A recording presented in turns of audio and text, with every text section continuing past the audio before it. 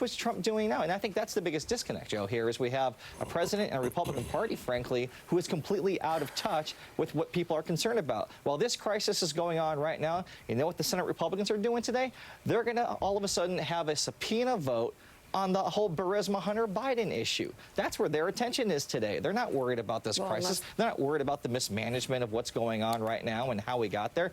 They're instead going to try to go after the Democratic frontrunner for president in a taxpayer-funded witch hunt.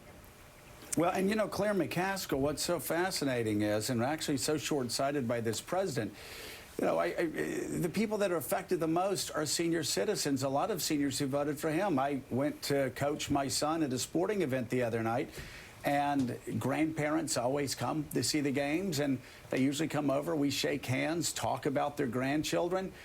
They were waving from a distance, and I completely understood it, because if you're over 60 years old, you have been advised by the best medical minds in America to avoid public events, keep your distance. And yet this president, whose victory was fueled in part by senior citizens, is the one who's putting senior citizens' lives in jeopardy by not responding in the way that any other leader would respond. Yeah, and to follow up with what Kurt was talking about in terms of the Hunter Biden investigation, let's drill down on that just for a minute. Allow me to pop off on Ron Johnson here. What a joke. What an embarrassing tool. He is chairman, think about this, chairman of the Homeland Security Committee. Right? Oh, my God. He has jurisdiction over coronavirus and the federal response. Is he calling a hearing?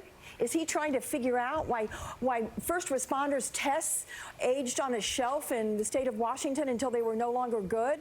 Is he going to tell people why they can't get the test? No. Even though it's not in his committee's jurisdiction, the Judiciary Committee is not issuing subpoenas on Hunter Biden. The Foreign Affairs Committee is not issuing subpoenas on Hunter Biden. No, this joke Ron Johnson is actually politicizing a committee that right now should have one focus. What is going on with the United States of America federal response to the coronavirus? People should be really angry about this.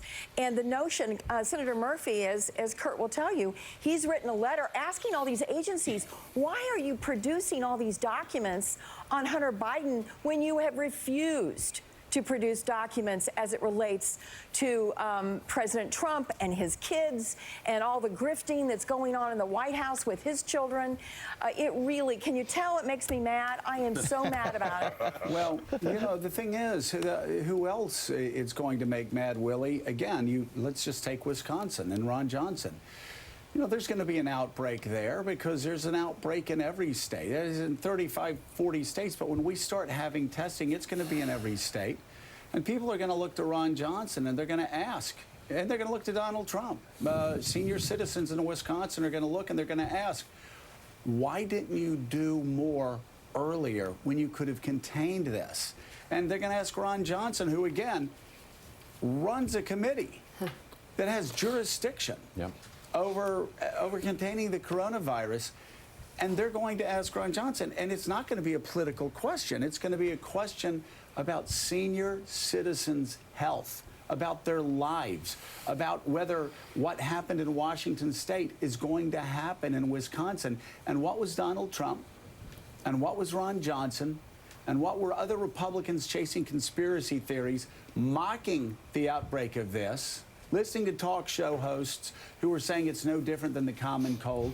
I mean, what are they going to say to senior citizens in Wisconsin after the outbreak? And by the way, I'm not wishing that. I know that. You talk to any doctor, they will tell you it's in all of our states already.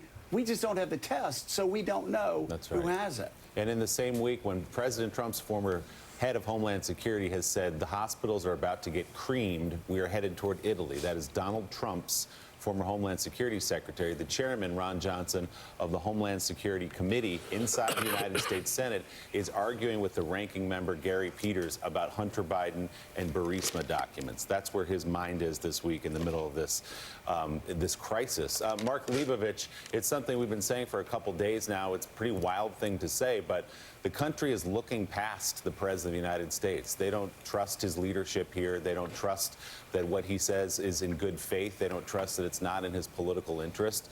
People are listening to people like Governor Cuomo, like the mayor of their city, like the principal of their school, who in our case and a lot of others I know are doing a great job handling this, managing this. The President of the United States is being cut out of the equation because his analysis yesterday was, quote, "This will go away, just stay calm."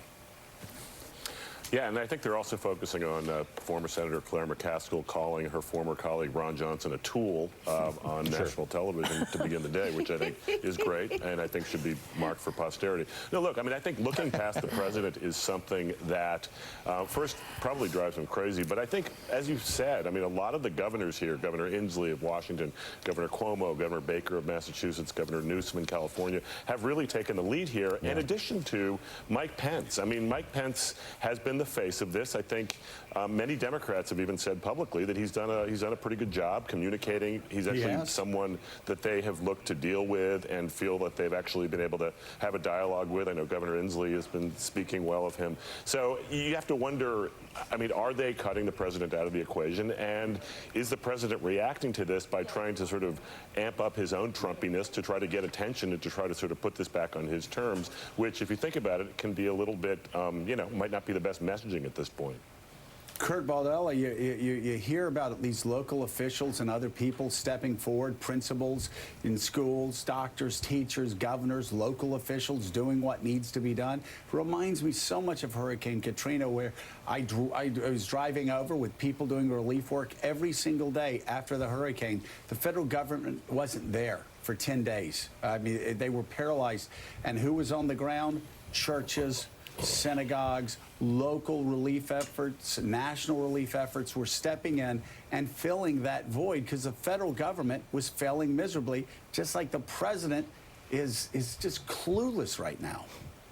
I mean, I think what we're seeing is why government actually is important. And for all the rhetoric we hear at times from Republicans about wanting less government, smaller government out of our lives, well, when the everyday things start failing and the things that we have to worry about, when you go to the grocery store and there are empty shelves, there's no hand sanitizer, there's no cleaning supplies, there's no bleach. These are things that I saw firsthand at a Target around the corner earlier this weekend. That's when people start checking in and wondering what's going wrong, and do they trust Donald Trump with their health? Do they trust Donald Trump with making decisions for their families and children? And it looks so out of touch, Joe, when you have a president who's tweeting about presidential candidates, petty nicknames, divisiveness, and all the while trying to advance conspiracy theories about his front runner. It just sends the message that he's not up to the job, and it really, I think, benefits the other side that's talking about competence, that's talking about working together, that's talking about unity, that's setting aside partisanship to try to get stuff done in the interest of public welfare. And as Nicole Wallace said last night, Mika, his performance at the CDC that we're seeing pictures of right now, it was actually cluster. gets more disturbing every time you look at it. Yeah, you don't want to see that again. Kurt Bardella, Mark Leibovich, thank you both for being on this morning. Thank you guys so much.